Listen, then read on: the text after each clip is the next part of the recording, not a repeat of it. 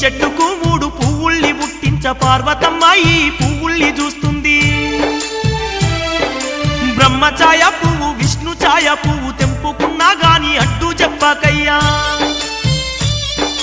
నా ఛాయమున్నట్టి పువ్వును ముట్టితే బుసగొట్టి నువ్వు బెదిరించవయ్యా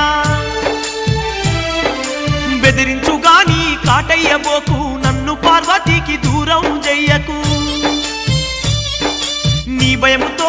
నా పర్వతమ్మ కైలాసానికి ఉరికి రావాలే నా మాట పాటించు ఓ నాగరాజయ్యా